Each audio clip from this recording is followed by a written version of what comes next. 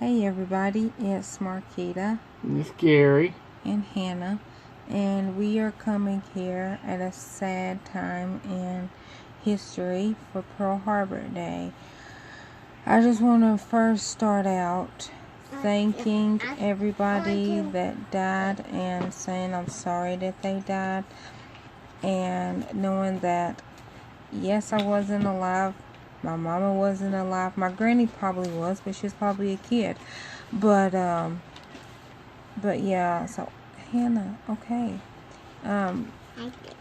But yeah, so I just want to pretty much say that I'm sorry for the people that lost people, family members, grandparents, or grand uncles, I guess, if they didn't have kids before they died or whatever, in the bombing of how you say that word? The Pearl Harbor. Well, I was gonna say who attacked. Japan. Well, I know, but they said a Pacific anyhow. Oahu. Oahu, right? Oahu. Oh, okay. Or Honolulu, Hawaii, where Pearl Harbor is. Okay, well, the people that died in the Pearl Harbor, Hawaii, attack or bombing. I'll give it to Gary. To go ahead. Okay. The attack on Pearl Harbor was on Sunday morning, December the 7th, 1941. The Imperial Japanese Navy Air Service attacked Naval Station Pearl Harbor in Honolulu, Hawaii, without warning and without a declaration of war. Now, it has come out in recent research, or not recent, but in research, that who was the president? Truman? No, who was the president? Here in a minute. I don't know. Roosevelt. Yeah. Roosevelt has suspicions, and I think they had the message things. Somebody read it or listened in and translated it and said that Japan was thinking about bombing Pearl Harbor because, oh crap, it was because they had a newsletter, I think, in Oahu that said Japanese may attack. Yeah, but they had the little not SOS, the thingy, the beep beep beep beep beep Morse code, saying that Japan was thinking about bombing the United States, and it was for some reason I cannot think right now. And they told Roosevelt, and he was like, well, let's just keep listening. Now, if you don't know us, or if you do know us, you know that me and Gary's not biggest pet peeve, but at the top, like number 2 pet peeve. Well, my number 2 pet peeve, maybe Gary's number 1 pet peeve, is we don't like wait and see. Wait and see. I was going to say, got your daddy killed, but pretty much it killed Gary's daddy. And what we mean by that is he was having all the signs of basically prostate cancer. Got tested, shown that he had prostate cancer. And he told his doctor, and his doctor's like, well, since it's not that much, let's wait and see if it grows. They did a biopsy. Oh yes, most definitely it's cancer. Well, about time they went to check on it because he was getting sicker. And we wait and see. Next thing you know, he's at Vanderbilt, and he never got to come home. And that was January 2010. So with Roosevelt, and I know this was 1941, and Gary's daddy died in I was about to say 1910. In 2010, because of wait and see, I don't like that. So I think that he should not wait and see, because if they had Morse code, even of an inkling, no, don't now. People that know me know I am so anti-war. I am so anti-war. I don't believe in violence. I think that they should been more prepared, I guess. I don't know how to say it without sounding stupid, because I don't think that they should have. I don't. A spy that forewarned them. They should have been more prepared for that. I guess that's what I'm saying. Yeah. Like I don't think, like, the wars that are going on, I think that they should stop. I don't. This is me personally. This is not Gary. This is not our joint view. This is me personally. I don't think we should go over and bomb another country unless, not really here first. I don't know. Unless we know that they're posing a threat to us. Yeah, I guess, because us going over, I think it was in '93, and going over to Kuwait, right? That was Kuwait. Yes. Desert Storm. Desert Storm. Desert Storm. Okay. Going over there and bombing them or starting a war because of oil. We have oil. Well, Alaska. It's the United States. That's our oil. We didn't need to go over there, in my opinion alone, and be greedy and go over to Kuwait and pretty much start a war over oil. And it's like, okay, that to me was an unnecessary war. With Three Kings, that was also Kuwait. Three Kings with Marky Mark and them. I think so, yeah. Okay. And I think that also has something to do with Bush Sr., because they said something or they did something, and he was like, well, I don't like what you... I don't remember the specific thing, but I know it has something to do with Bush Sr.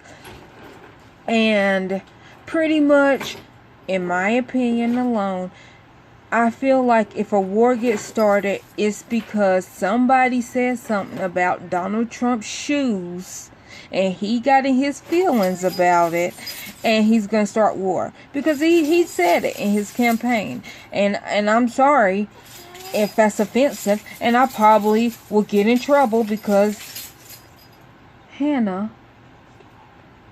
I probably will get in trouble because he takes it personally when people say bad things about him. And I'm not saying bad things about him.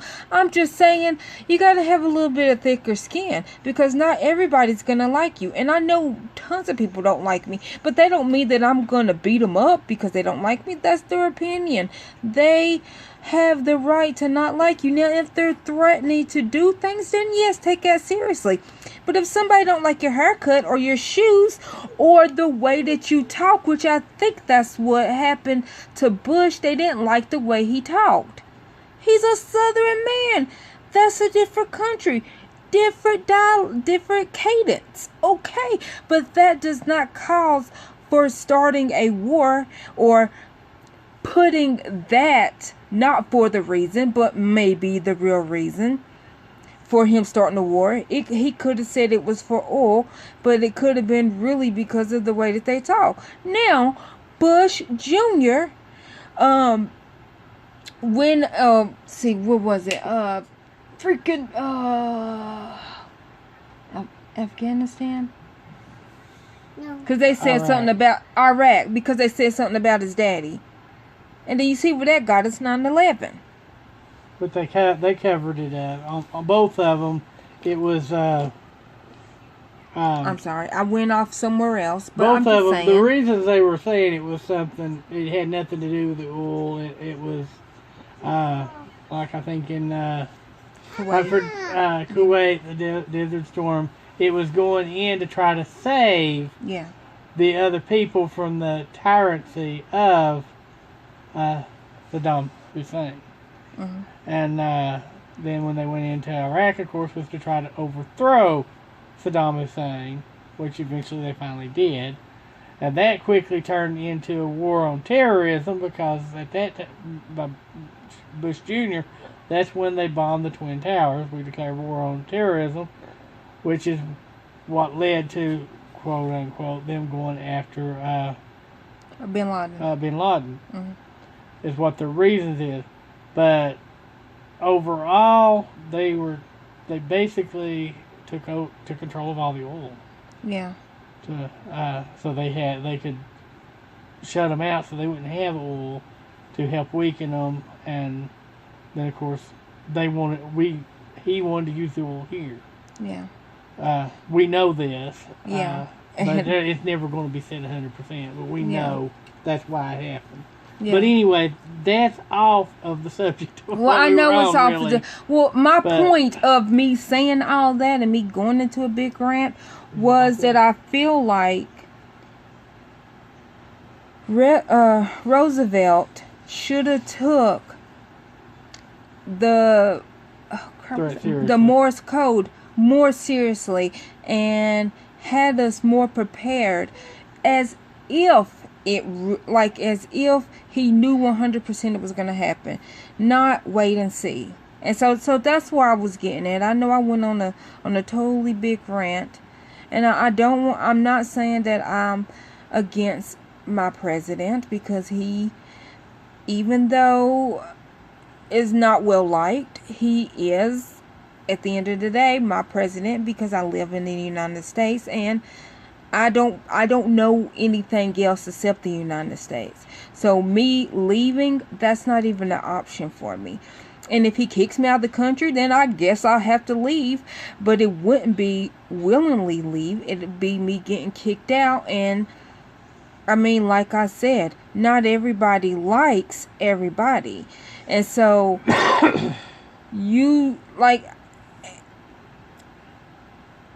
at the end of the day, it's still, as of today, freedom of speech. And I'm not saying anything bad about him.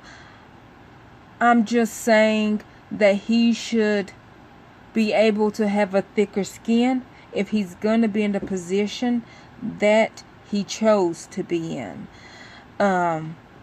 Because people's going to say things. And if we can no longer speak freely, then we might as well turn it to Cuba. And I'm sorry that Cuba's like that. And I was watching The View all last week, so that's why Cuba is fresh on my mind. That they cannot say anything negative against their political parties. Or I don't know if they're even called... Their leaders. Their leaders. And I'm not saying that you should say anything negative against your leaders, but I don't think that you should be imprisoned. I don't think you should be killed for having your own opinion. But okay, so back to Pearl Harbor. Go ahead. I'm sorry. Okay. Just start over. Well, like I was saying, that the Imperial Navy Air Service attacked our naval... if y'all don't know what we're doing, we're reading. Sorry. Our naval station in Pearl Harbor. Okay, sorry. In Honolulu, Hawaii, without warning and without a declaration of war. They killed 2,403 American non-combatants and injured 1,178 others. The attack sank 2 U.S. battleships and damaged 5 others. It also damaged 3 cruisers, 3 destroyers, and 1 mine layer. Aircraft losses were 188 destroyed and 159 damaged. In the aftermath, Canada declared war on Japan within an hour of the attack on Pearl Harbor, the first Western nation to do so. On December the 8th, the United States declared war on Japan and entered World War II on the side of the Allies. In a speech in Congress, President Franklin D. Roosevelt called the bombing of Pearl Harbor a date which will live in infamy. Now, okay. Pearl Harbor... Hold on, let me finish. Okay. Okay.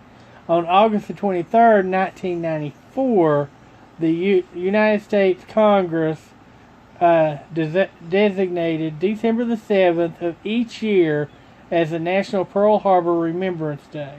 On Pearl Harbor Day, the American flag should be flown at half-staff until sunset to honor those who died as a result of the attack on the U.S. military and naval forces in Hawaii. Pearl Harbor Day is not a federal holiday. The government offices, schools, and businesses do not close, and some organizations may hold special events in memory of those killed or injured in Pearl Harbor. Now, wasn't your granddaddy in World War II? Yeah, my grandfather fought in World War II shortly after Pearl Harbor was attacked. Hold on, Savannah. Okay, go watch it. Hold on. Okay. Sorry. Anyway, he got drafted shortly after that, and he became a surgical tech. Which means he could not carry any weapons or anything like that, just surgical stuff, and helping get people off the field, patch them up as best he could till they could go to the surgical hospitals, the MASH unit. Tell him about him. I'm going to over there. Okay, sorry. And on one of the things in France, he always had two armed guards, basically, that walked with him and in front of him to keep him safe because he didn't carry any weapons, and he had that big red cross on his helmet, which made a good target for the Germans and Japan and all that. And on one day, he was walking around the corner, and all of a sudden a mortar went off.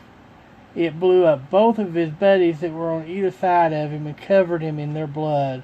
And to the day he died, that haunted him. He felt guilty because he felt like he should have died and they should have lived. Yeah.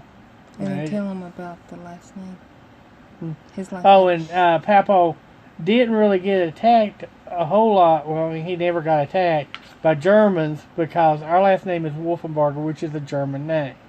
Mm-hmm. So when they saw even when the Germans came in, they saw Wolfenbarger, they let him go. Yeah. They wouldn't get him or nothing. And he spent his whole time. He took care of the Germans. He took care of the Japanese. Anybody that was injured. It didn't have to be the U.S. He took care of everybody. Mm-hmm. And many times he even had an article from the Chicago Tribune that was made about him. I don't have that article with me, or I'd read it to you. But basically, what it is. Is it the one with your granny and your daddy in it? No. Oh, okay. Basically, what it was about was it was talking about him going into the hedges where at night and he'd go pull people back all by himself, all day and all night for, I think, 3 days. Just by himself because everybody else was injured or busy at other war places, and where he was going to was out in the minefield. He had to manage to work around, get through the minefield, pull those people to safety, patch them up as best he could, then get them on what they call a weasel, which is like a little half jeep, half tank. He'd put them on that and wheel them as quickly as he could to the nearest MASH unit, drop them off, go back and do it again. And he spent 3 straight days and nights doing that. And this reporter was there and watched him do it live, and he was so impressed that he wrote, it was like a whole half a page just on him, which most people don't even know about. Yeah. And then after he died, he didn't want any glory or anything like that, and he always wondered what happened to a bunch of the different men that were in World War II, and he only knew one guy that was his buddy, and he came and saw him just before my grandfather died. He died, and that broke his heart because that was the last one that he actually knew, and he always wondered what happened to some of the people he patched up. And tell them now that they got a thing. And now that they've got a thing where they recognize all these World War II veterans and stuff, and let he's them already go. deceased. Yeah, and let them go to the wall. And letting them go to the wall and all that, and having special trips and stuff, which he would have loved to have done. He died before that. Was my granddaddy in World War II? Hold on. Hold on. Talk about your granddaddy. Tell everybody what his name Okay, was. anyway, my grandfather's name was Henry Harold, and they called him Hank Wolfenbarger. I can't remember the division he was with. I had a whole book that was on World War II, and it talked about Pearl Harbor and all that, but between my sister and my cousin's son, they have taken everything that has to do with that World War II stuff. So I don't have any of that stuff on me right now to be able to read any of that. And it's really interesting reading for anybody. If I can find that, I will do another vlog sometime down the road to discuss more about what World War II and what was involved with it. Tell more in detail about some of his stories that he had from over there. Or if anybody else knows anything. And if anybody else knows anything, please send it to me, because somewhere down the line, I'm sure he's had contact with a relative of your all's or something. Because he had thousands and thousands of people's lives he touched doing what he did, both in the U.S. and other countries too. So in any country, if you're out there and you know that there was an American surgical tech that passed you up in the field and kept you alive, there's a good chance it was probably him, or grandparent or something. Yeah, because I was going to say, if they could, grandparent, they got a good memory. Great grandparent, whatever, Yeah. anyone that if they know the surgical tech, that particularly other countries where the surgical tech went and patched them up, fixed them up so they could heal, and basically kept them alive so they wouldn't die. There's a good chance that was probably my grandfather. Now, I don't know a whole lot about Pearl Harbor because, like I said, he went in shortly after that. He told me when I was in high school, he said that because he knew everybody has to register. He said if they ever come knocking on your door to ask you to go to war, he said, do like I would, because if they do it to me, he said, I'm going to walk out to the yard, say, okay, shoot me. He said, I ain't doing it again. He said, I don't want you to. Yeah. He said, it's too hard mentally as you grow older. He said, yes, he got injured one time. He got a Purple Heart because he got a little bit of shrapnel from that bomb that went off and killed his friends. It put a little piece of shrapnel in his leg that they never were able to get out. 3 days with it on. 3 days. Yeah, he walked around for 3 days covered in that blood, stiff uniform from where the blood dried on him, because he couldn't get it washed out there. He had dirt, blood, and everything on him, and he just had to keep going because that's just the way it was. He was the only one with his unit that was a surgical tech, and all they did, and them died. They had to just keep going, so they just pulled somebody else to stay with him. The biggest thing he was allowed to carry was a knife that long. That's it. The blade could only be that long. So it's not a weapon. It couldn't kill anybody. It's just strictly used for going in there, cutting out, and trying to remove bullets if needed, or to slice out shrapnel, or different things like that. Blisters from where they had the flame throwers and stuff like that. That scares the bejeebs out of me. He was one of the first people to actually exit at Normandy. And if you know anything about Normandy, you know that was a horrible one. The Germans were set up, had it set, so as they came off, they were being shot at constantly. Yeah, like Saving Private Ryan. It was in that. That was Normandy. my grandfather was one of the first ones off the boat there. Well, when he got there, because he had to start saving people right then, going and pulling them around, routing whether they're going to live and die, and if he could or couldn't do anything for them, and he just, it was a horrible time, and he, in the end, suffered a lot with it. He got dementia, which, as bad as dementia is, it was kind of a blessing to him because he didn't have the memories anymore. They were gone because his mind was gone. He didn't know me. I go over there and talk to him, and while we're talking to him, he'd be looking at us and just slowly wheel his wheelchair around and go away like we were never there. And he looks at us. He would look at us scared because like we're ghosts, like he don't know who we are, and the reaction he had was more like we were ghosts. We weren't really there, and on occasions his mind would clear up just slightly. He'd know who we were, but within 5-10 minutes, he was off and going somewhere else because he didn't remember he was sitting there with us.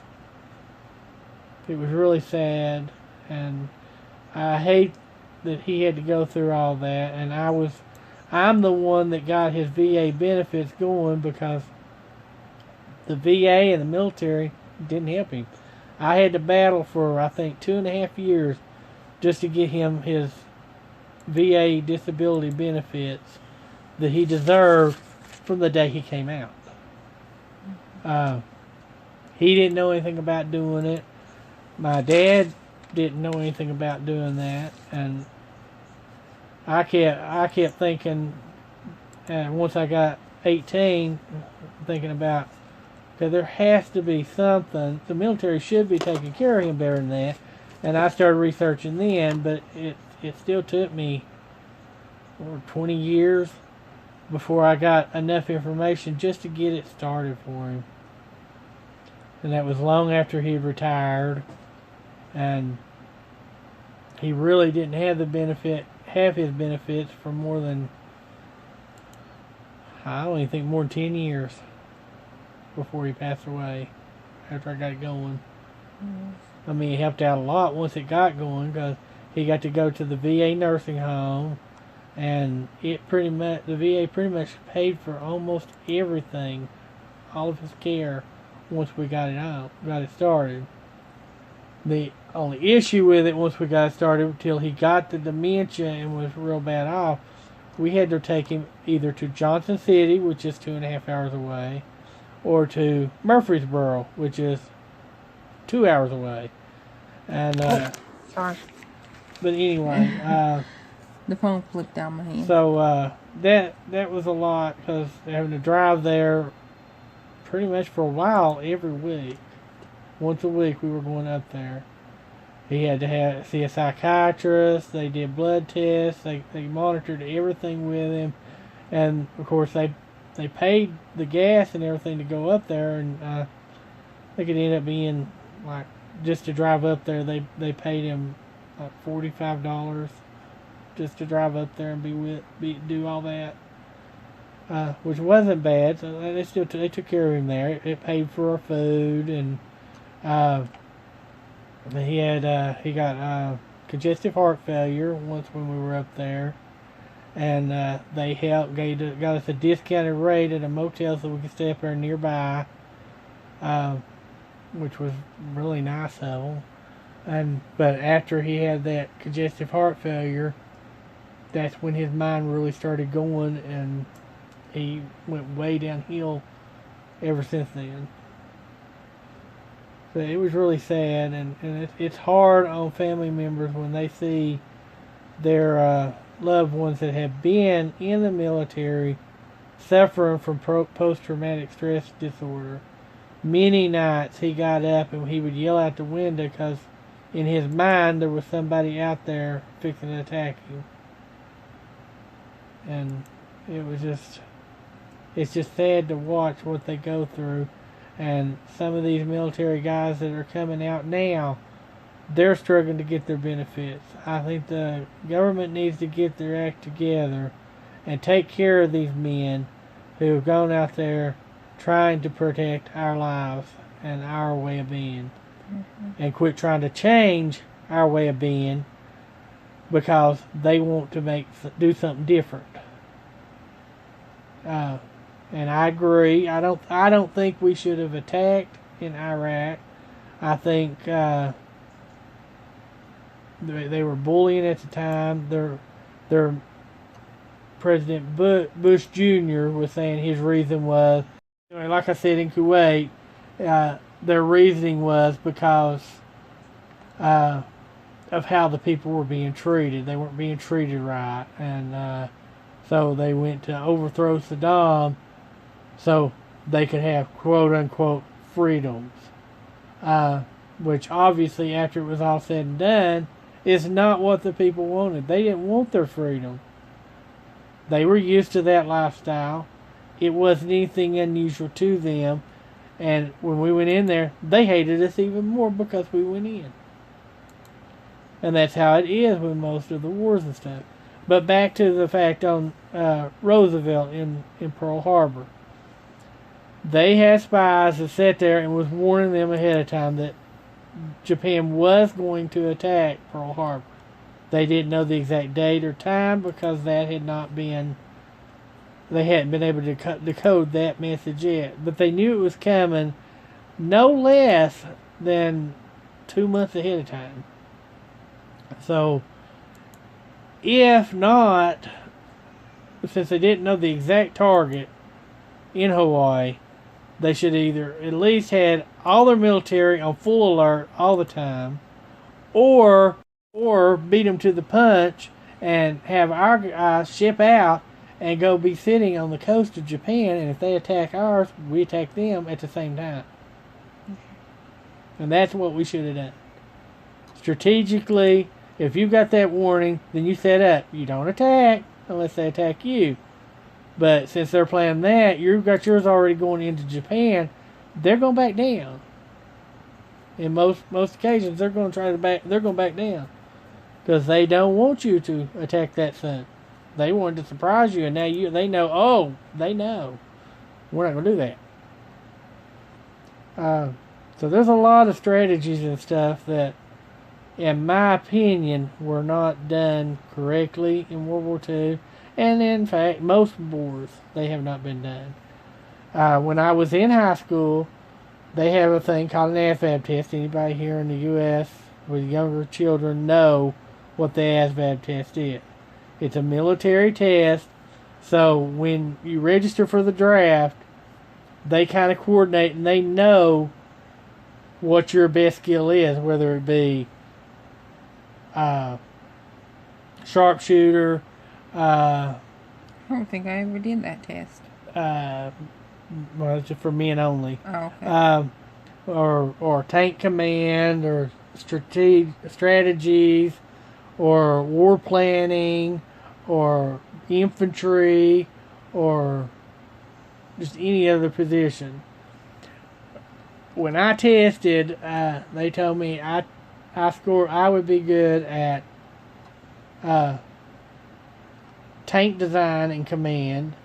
I would be best at strategies. I would be best at war planning and everything that's actually behind the scenes and not actually in real war. So if there's a war, I'd still be stationed here designing it all. But I didn't want to do that. And I've got asthma. I would still have to go through basic training, and with asthma, that's their number one disqualification, because they can't have anybody out there fighting, wheezing and attracting people. They have other things that are that. So draft-wise, I was put on the F troop. So if I ever get drafted, y'all better pray for yourself, because this world is over. Yeah. This country's over if I ever get drafted, because they go alphabetically. I'm on the F troop. They're the last ones that are drafted in, and I'm a W. So if I'm ever called in to war, we're done for. It ain't gonna matter whether I go or not. It's over. We're not going to be this country anymore. But like I said, in Pearl Harbor, I mean, my heart goes out to everyone that lost members there, because I personally know somebody who fought in World War II. And I think it was a cheap attack by Japan. I think we should have had more of an immediate strike on them than to have delayed as long as it did, because pretty much World War II was never brought to an end until Hiroshima. So had we attacked sooner, maybe we never would have had World War II. There's a lot to it. I hate that anybody was bombed, because I know Hiroshima killed thousands of innocent people that were not battling, and I don't think that was right either. No more than I think the atomic bombs are good. But if other countries have that, then I think we need to have it as a defense, because if they attack, we're going to attack too. So when we may all die, they're going to all die too. Yeah. At the same time. So I mean, if we're going to have the nuclear, then we need to have monitoring on all the other countries who have it, and have our people, spies, whatever, that can monitor all that, like they had before with Russia on the Cold War. And then they started talking about dismantling, which we did dismantle most of ours, if not all. Russia said they did, but we don't have proof they did. And I think that Russia is, in my opinion, Russia is probably behind helping Korea get North or South Korea, either one. Anyway, the one that is trying to build nuclear weapons now, I think they got the technology through Russia, because I'm sure U.S. didn't do it. I hope not. I hope not. But anyway, but I also wouldn't doubt anything.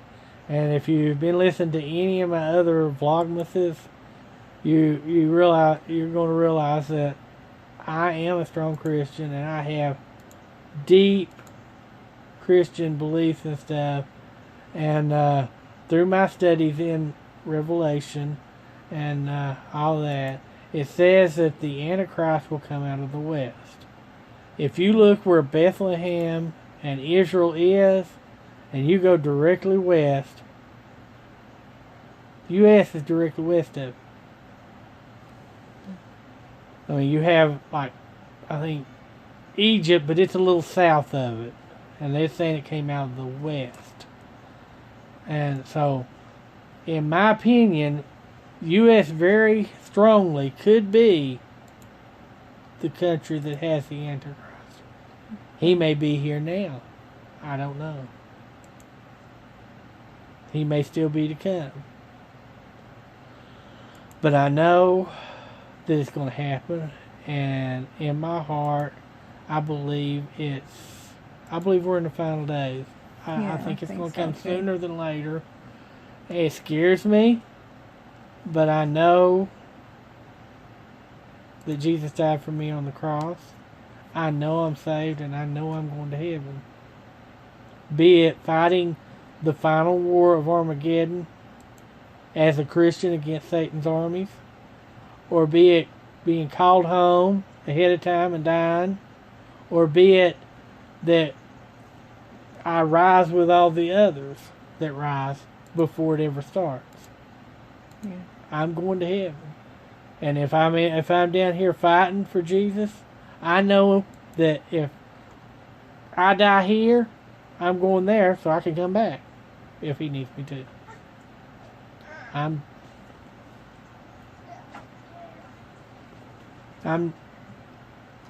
don't want to die, but I'm not afraid to, because I know where I'm going. Yeah.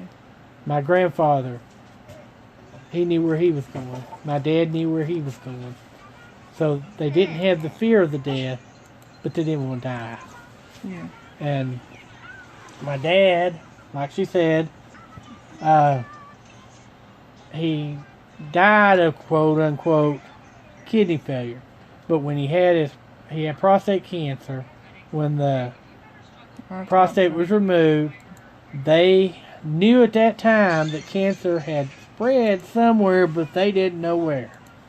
And then within a few months, that's when the kidney failure started, and liver failure. He had it in October. He went to the hospital in December and died in January. Yeah.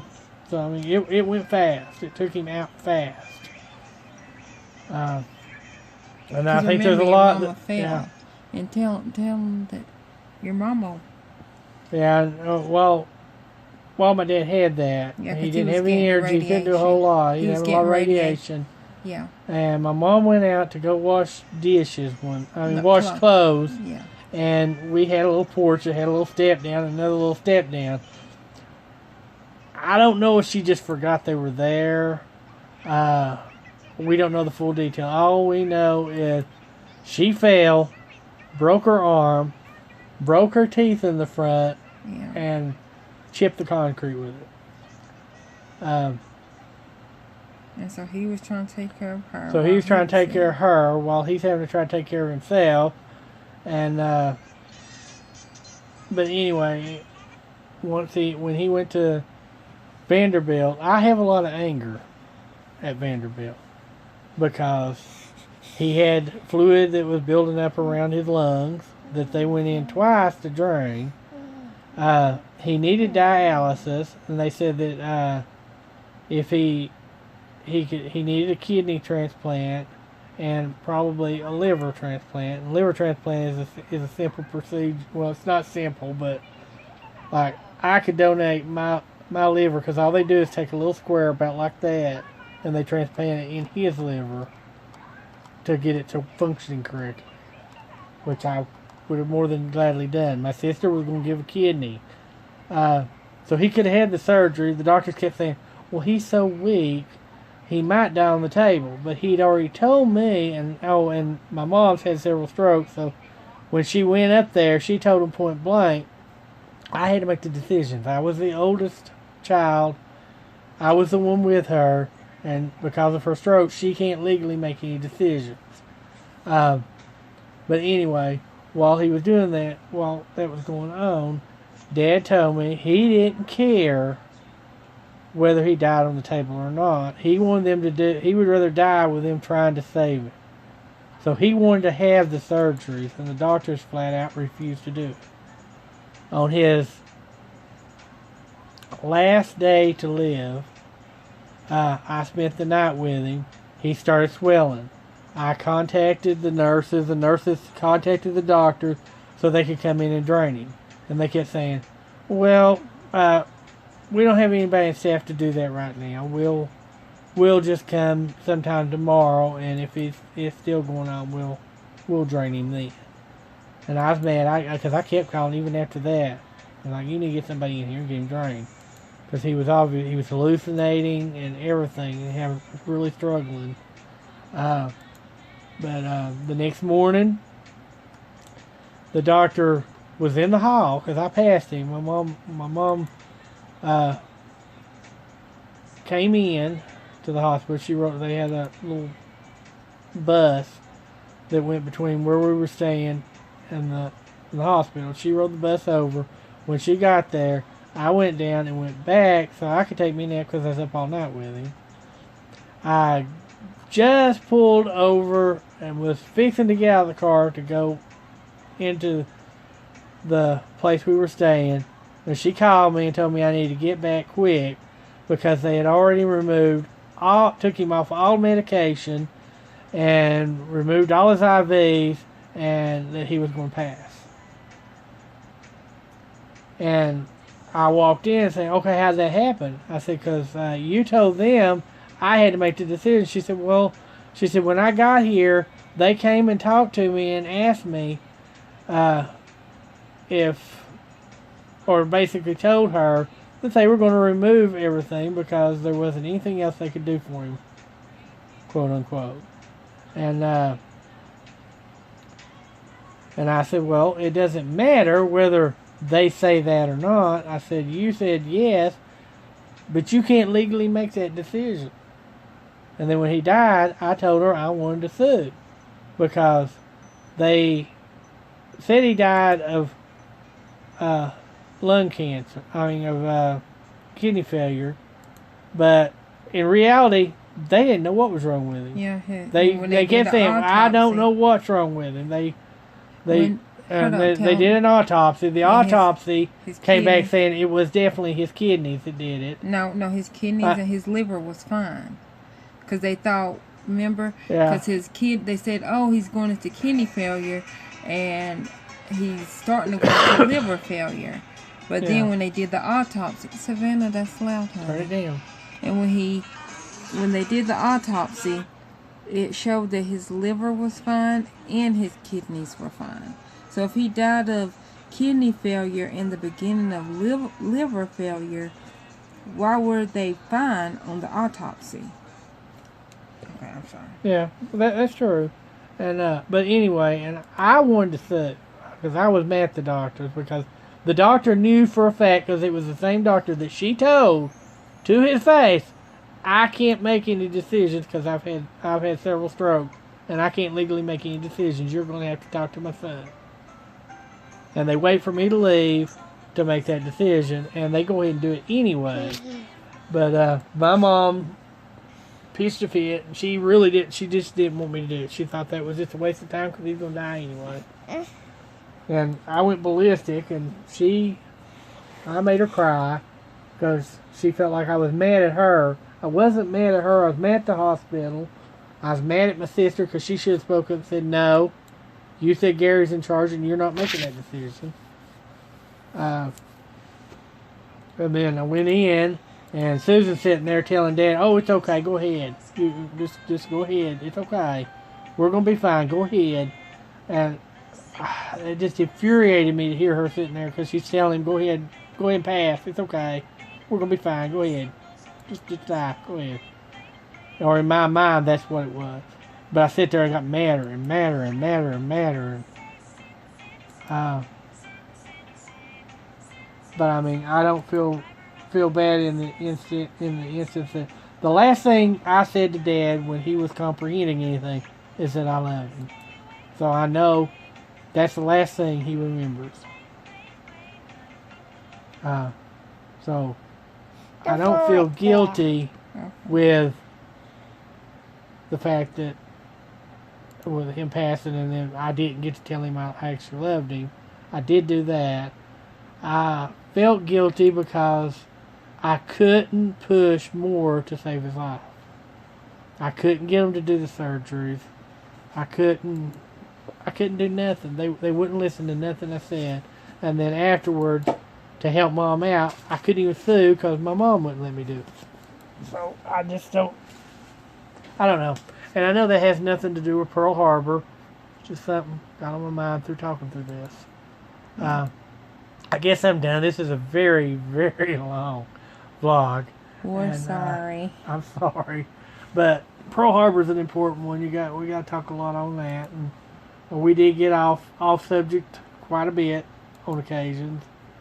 But like I said, do pray for the families who've lost loved ones. And if I mean, for any that might still be alive, because there are still some that fought in World War II. They're still alive. And just pray that God will keep them and bless them. Be it family member or be it serviceman. Yeah. And I guess that's about all. So I guess I'll sign off and see if Keita has anything else to say. Well, I don't got nothing else to say. You can sign off. We'll sign off then. I'll see you later. And talk to you probably sometime tomorrow with another vlog. And if y'all like this, like, share, comment, subscribe, and share with your friends. Bye. The surgical tech went and patched them up, fixed them up so they could heal, and basically kept them alive so they wouldn't die. There's a good chance that was probably my grandfather. Now, I don't know a whole lot about Pearl Harbor because, like I said, he went in shortly after that. He told me to myself when I was in high school. He said that because he knew I had to. Everybody has to register. He said if they ever come knocking on your door to ask you to go to war, he said do like I would, because if they do it to me, he said I'm gonna walk out to the yard, say okay, shoot me. He said I ain't doing it again. He said I don't. He said I don't want you to. Yeah. He said it's too hard mentally as you grow older. He said yes. He got injured one time. He got a Purple Heart because he got a little bit of shrapnel from that bomb that went off and killed his friends. It put a little piece of shrapnel in his leg that they never were able to get out. And he walked around for 3 days covered in that blood, stiff uniform from where the blood dried on him, because he couldn't get it washed out there. He had dirt, blood, and everything on him, and he just had to keep going because that's just the way it was. He was the only one with his unit that was a search and protect, and all they did, and them died. They had to just keep going, so they just pulled somebody else to stay with him. The biggest thing he was allowed to carry was a knife that long. That's it. The blade could only be that long. So it's not a weapon. It couldn't kill anybody. It's just strictly used for going in there, cutting out, and trying to remove bullets if needed, or to slice out shrapnel, or different things like that. Blisters from where they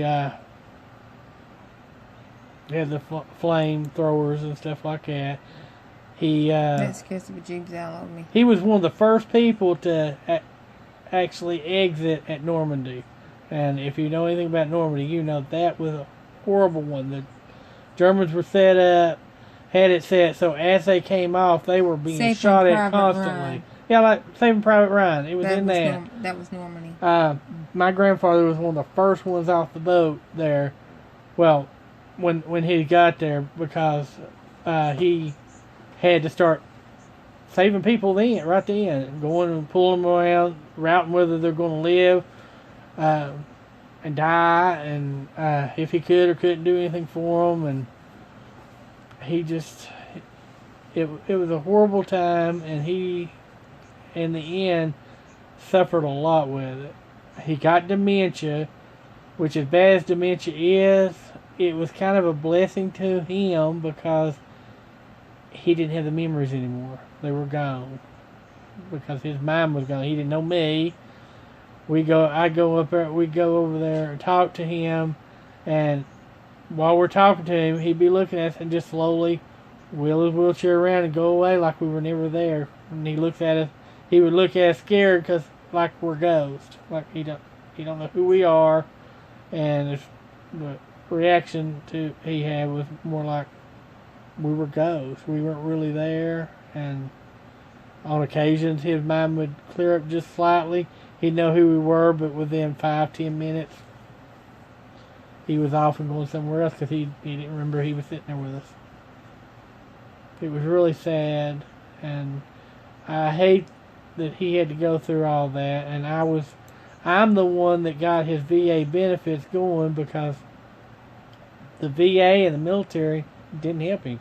I had to battle for, I think, 2.5 years just to get him his VA disability benefits that he deserved from the day he came out.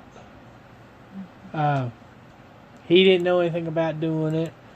My dad didn't know anything about doing that, and I kept thinking, and once I got 18, thinking about, because there has to be something. The military should be taking care of him better than that. And I started researching then, but it still took me 20 years before I got enough information just to get it started for him. And that was long after he retired, and he really didn't have his benefits for more than, I don't even think more than 10 years before he passed away, after I got it going. I mean, it helped out a lot once it got going because he got to go to the VA nursing home, and the VA pretty much paid for almost everything, all of his care, once we got it started. The only issue with it once we got started, until he got the dementia and was real bad off, we had to take him either to Johnson City, which is 2.5 hours away, or to Murfreesboro, which is 2 hours away. And sorry. But anyway, the phone flipped out my hand. So that was a lot, because having to drive there pretty much for a while every week. Once a week we were going up there. He had to see a psychiatrist. They did blood tests. They monitored everything with him, and of course they paid the gas and everything to go up there. And I think it ended up being like, just to drive up there, they paid him like $45 just to drive up there and do all that, which wasn't bad. So they took care of him there. It paid for our food, and he got congestive heart failure once when we were up there, and they got us a discounted rate at a motel so we could stay up there nearby, which was really nice of them. But after he had that congestive heart failure, that's when his mind really started going, and he went way downhill ever since then. So it was really sad, and it's hard on family members when they see their loved ones that have been in the military suffering from post-traumatic stress disorder. Many nights he got up and he would yell out the window because in his mind there was somebody out there fixing to attack him. And it's just sad to watch what they go through. And some of these military guys that are coming out now, they're struggling to get their benefits. I think the government needs to get their act together and take care of these men who have gone out there trying to protect our lives and our way of being. And quit trying to change our way of being because they want to do something different. And I agree. I don't think we should have attacked in Iraq. I think they were bullying at the time. Their President Bush Jr. was saying his reason was